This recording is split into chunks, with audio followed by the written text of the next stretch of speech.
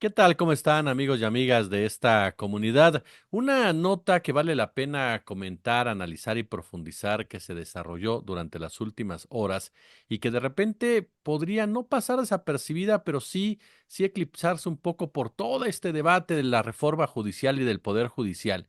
Es lo que sucede en Sinaloa, particularmente con estos volantes que comenzaron a caer desde el cielo, digámoslo así, y en donde presuntamente fueron firmados por la facción de El Mayito Flaco, el grupo de los Mayos.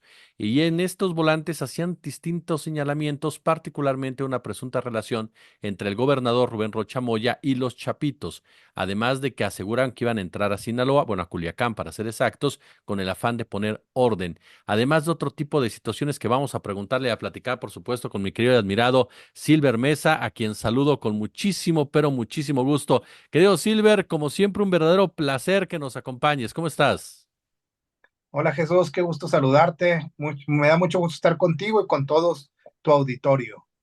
Oye, querido, pues de entrada yo te preguntaría, ¿cómo identificas, cómo lees este hecho de que haya este tipo de mensajes? Hay una frase ahí que me llamó mucho a mí la atención, te soy honesto, cuando hablan de tumbar al gobierno, no dicen tumbar propiamente, pero hablan de derrocar al gobierno. Y yo me quedé pensando y por eso le quería preguntar a un experto como tú, porque a final de cuentas dices, pues el narco nunca ha sido fuera, nunca ha estado fuera del Estado, es parte de un Estado criminal. Y cuando hablas de derrocar un gobierno, ya hablas de una cuestión política como tal también. ¿Cuál es el sentir que a ti te deja todo esto que está pasando allá hoy? Bueno, creo que tu lectura de inicio me parece muy acertada, Jesús. O sea, poner el acento en esta parte del mensaje me parece fundamental. Creo que es un mensaje muy político, eh, y atípicamente político. Ese es un elemento que me interesa mucho destacar. Un mensaje que sucede en un entorno nacional eh, muy poderoso e internacional también. Un entorno nacional donde se está debatiendo el tema de la reforma judicial, que trae confrontado al Poder Judicial con el gobierno federal y con la Fiscalía General de la República, y un momento donde Estados Unidos no ha dejado de presionar a México en esta batalla contra las drogas, en esta guerra contra las drogas, y poniendo acento en los políticos mexicanos. Un momento donde, un saludo, ¿cómo se llama el Luca, gatito? Luca, le Lucas. encanta salir, hermano, ¿qué te digo? Bueno, le gusta ser estrella. Eh, Está.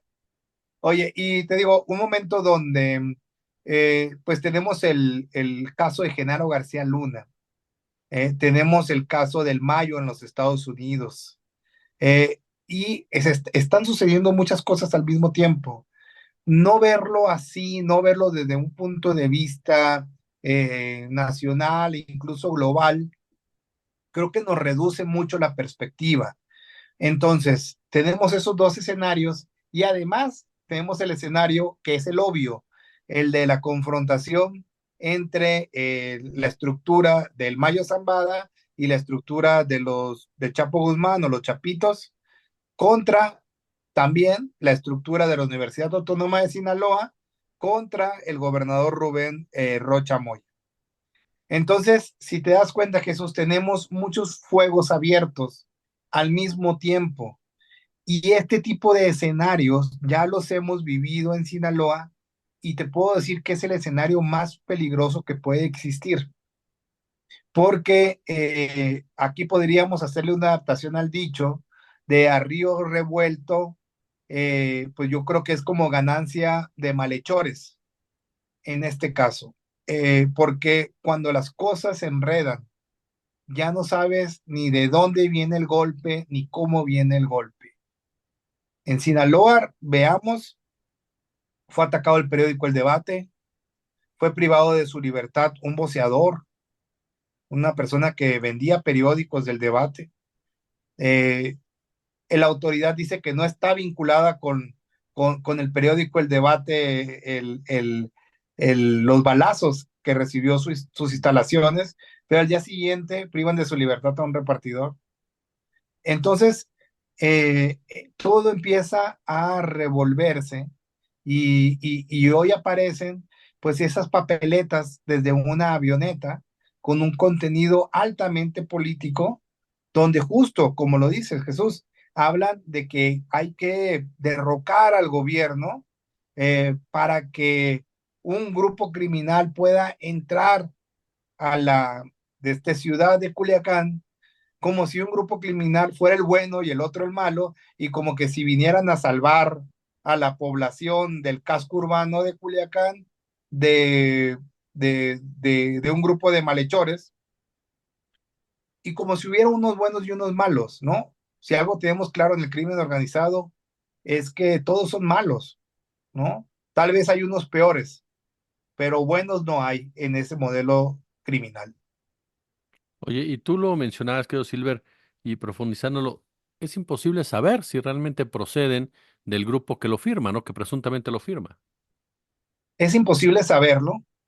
Se esmeraron en firmarlo como MF, Ujú. las siglas del Mallito Flaco, hasta le pusieron un logotipo en el fondo, ¿no? Entonces se ve un esmero porque quede clara la supuesta autoría.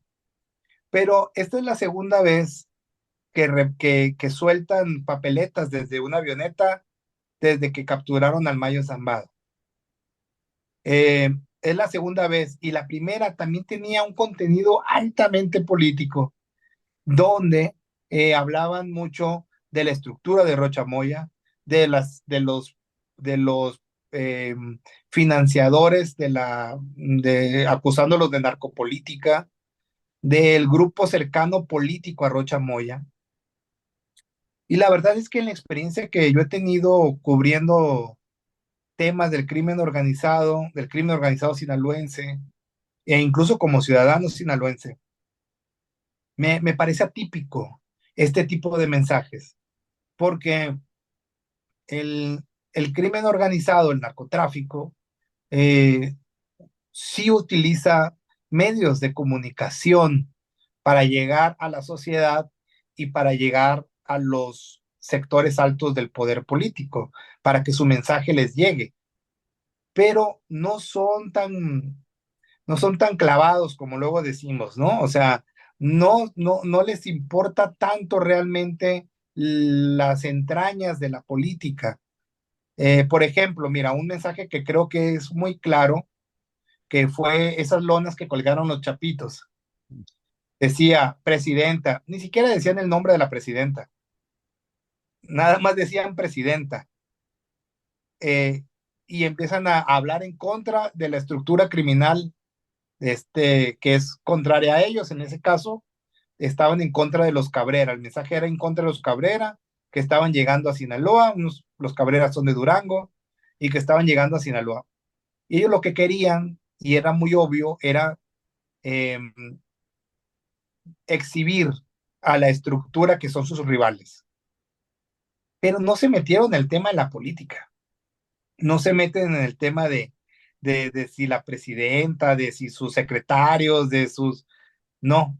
Entonces es un mensaje típico del crimen organizado. Estos mensajes son más extraños porque aquí este es la segunda papeleta que vuela y los dos están muy metidos con el tema político. Entendiendo las cosas como están, sí tenemos que dudar de que hayan sido enviados por la firma, por el Mallito Flaco. No podemos decir que no sea así, pero lo menos que podemos hacer es dudar, verlo como un hecho atípico también.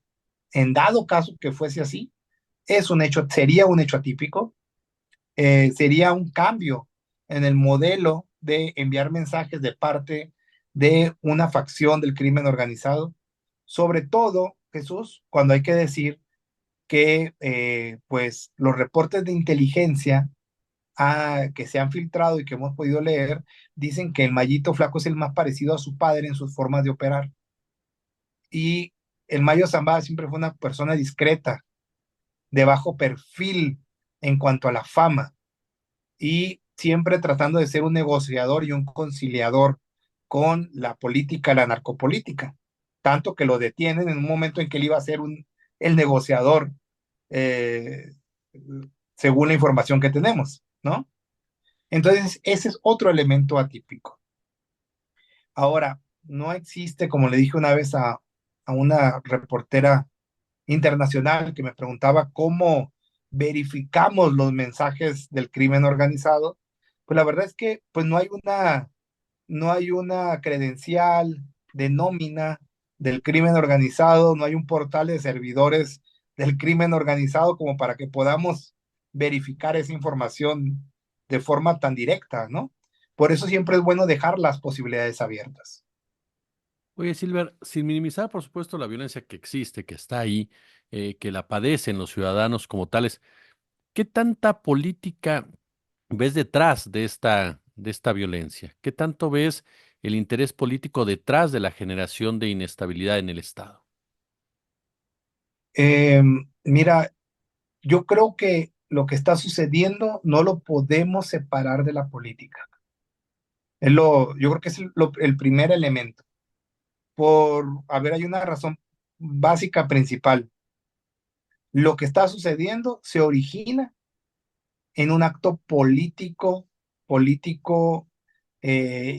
mezclado con político electoral, que es la supuesta reunión o la reunión entre Héctor Melesio Cuen y supuestamente el gobernador de Sinaloa, Rubén Rocha, que es lo que el Mayo Zambada dice en su carta, que él iba a una reunión donde presuntamente iban a estar estos dos personajes. ¿Para qué? Para limar las asperezas y llegar a un acuerdo para la estabilidad de la Universidad Autónoma de Sinaloa, de la UAS. Había una confrontación con estos dos personajes, Héctor Melesio y Rubén Rocha. Tan había, Jesús, que unos días antes a mí me tocó ver una marcha sobre Bucareli de ambos grupos. Y después ambos grupos se reunieron con la secretaria de Gobernación de entonces, Luisa María Alcalde, y no llegaron a ningún acuerdo. Entonces, esta reunión viene después de que falló la reunión en Gobernación. De ese nivel estamos hablando en materia política. Claro. Entonces, no lo podemos separar de la política. Es lo primero. Eh, y luego se separó de una manera natural con la Carta del Mayo entre dos grupos, eh, el Mayo y la UAS, el Mayo y Cuen, y Rubén Rocha y los Chapitos. Así se separó, ¿no? Eh, entonces, independientemente de que si tiene sentido o no tiene sentido, ¿no? Ese es otro tema, pero así se separó en el discurso público después de lo que vimos. Entonces, no podemos separar esto de la política. Está totalmente integrada. Y no solamente la política del Estado de Sinaloa, por supuesto. Ahora vemos a una Fiscalía General de la República actuando de una manera también atípica, Jesús. ¿Cuándo habíamos visto una fiscalía Tan tan activa? rápido. Una fiscalía de Hertz Manero activa, por Dios, eso es lo que nunca vimos, ¿no? Ahora sí la estamos viendo. Y todo al final vinculado con que los grandes personajes del narcotráfico están en Estados Unidos, en poder del gobierno de los Estados Unidos. Ahí está García Luna, político y ya también condenado como narcotraficante. Y ahí está el Mayo Zambada, y ahí está el Chapo Guzmán, y ahí están los hijos del Mayo, y hay unos hijos del Mayo, y ahí están unos hijos del Chapo. Tienen todo, tienen todo el cuadro. Entonces, sí creo que tiene las tres escalas, y las tres escalas están totalmente vinculadas, y cuando mueven un hilo en un lugar, afecta a los otros dos. ¿Cómo ves la situación del gobernador, de Rubén Rocha? Bueno, de Rubén Rocha, de lo que se ha dicho en Radio Pasillo es que él pensaba renunciar. Y lo dejo muy claro, ¿no? O sea, es Radio Pasillo, es decir, no hay ninguna información que nos haga creer que eso es verdadero, hablando de verificación de información. Sin embargo, es un rumor muy fuerte que en el caso mío me ha llegado por varias vías, pero no hay ninguna razón, ningún elemento que nos haga creer que eso sí está sucediendo, que es algo verdadero, porque el gobernador sigue realizando actos de gobierno, sigue estando en sus conferencias de prensa. Hace poco estuvo en el Festival de las Artes, de ahí salió una fotografía que indignó mucho, donde él se está divirtiendo. Eh, entonces, no hay ningún elemento que nos haga creer que eso va a pasar. Lo único que sí veo y que es un elemento interesante es que la Fiscalía General de la República ha decidido descobijar al gobernador, porque al actuar de esta manera, al buscar fincar responsabilidades en la Fiscalía de Justicia del Estado de Sinaloa, pues es un mensaje para él, porque la Fiscalía de Justicia de Sinaloa no tiene autonomía, tendrá autonomía en papel, pero no tiene autonomía de facto. La exfiscal Sara Bruna, ella pues fue colocada ahí, designada con una maniobra del gobernador y de su grupo político. Eso no tiene vuelta de hoja. Cualquiera que conozca el proceso, cómo se dieron las cosas, así sucedió. Entonces, ella era, hay que decirlo, ella era una persona con muy buena reputación. Yo mismo hablé muy bien de ella, porque ella era una jueza, bueno, es jueza, eh, que se atrevió a tener mano dura con algunos corruptos del gobierno de Mario López Valdés. Entonces llegó con muy buena fama a la fiscalía, pero obviamente lo que vimos ahora, pues va en contra de toda lógica del procesal, ¿no? En cuanto al actuar del Ministerio Público y de la Fiscalía. Entonces, cualquier mensaje que sea en contra de la Fiscalía del Estado de Sinaloa, la, la anterior y la nueva, tienen que ver con Rubén Rocha Moya. Oye, y en este punto, por ejemplo, el propio gobernador que por un lado dice, yo cuento con el apoyo de Sheinbaum, me reúno con Omar García Harfuch, este tipo de mensajes que en un momento dado buscarían darle cierta estabilidad a su presencia, pero como bien señalas, después la fiscalía mete por este lado la investigación, tumbando pues dos montajes. El primero que nos dijeron fue un intento de asalto, como mataron a Melesio Cuen, después estos son los hechos y resulta que todo parece indicar que era la persona de seguridad del Mayo Zambada la que fue ultimada esa noche.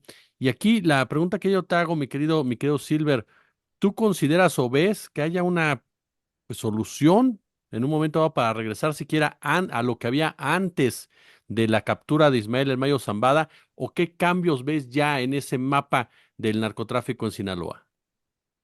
Yo creo que, primero, yo creo que es muy importante ir viendo con mucho feeling el, la forma en la que la presidenta Claudia Sheinbaum va a abordar el tema de Sinaloa y el tema del gobernador. Yo creo que mucho pudo haber cambiado las cosas a partir del comunicado del domingo pasado. Entonces, creo que hay que empezar a ver con mucho cuidado si la presidenta, si vuelve a decir que Rocha Moya tiene su respaldo, si hace una gira pronto por Sinaloa, si cancela alguna gira, etcétera, ¿no? O sea, creo que pudieron haber cambiado las cosas a partir del domingo pasado, pero eso está por verse. Apenas lo vamos a ir viendo. Ahora, ¿qué salida ¿Tiene una salida esto? Sí tiene una salida, Jesús. Y la salida, desgraciadamente, está en manos de los grupos criminales. Como lo dijo el militar, jefe militar, que fue muy criticado, Ujú. esto se va a solucionar cuando los grupos criminales decidan dejar de pelearse. Palabras más, palabras menos. Fue muy criticado porque la gente dijo, con justa razón, entonces, ¿para qué tenemos a la autoridad?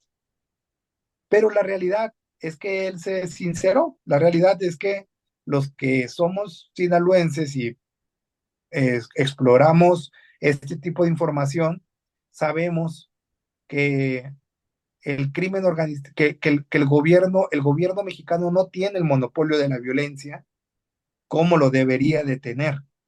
Sabemos que las autoridades, al menos las municipales y estatales, están totalmente rebasadas por la fuerza del crimen organizado. Y el crimen organizado tiene un poder tan grande que le hace frente a las Fuerzas Armadas. Entonces, la decisión de calmar las cosas está en ellos, en las dos estructuras criminales. ¿Cuándo creo que van a disminuir sus acciones bélicas?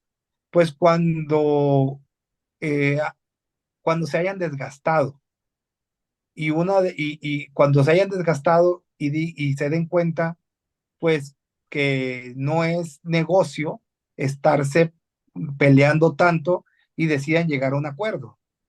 Eso ya sucedió con aquella batalla dentro del cártel de Sinaloa que sucedió en 2008 cuando hubo una decisión de los Beltrán Leiva.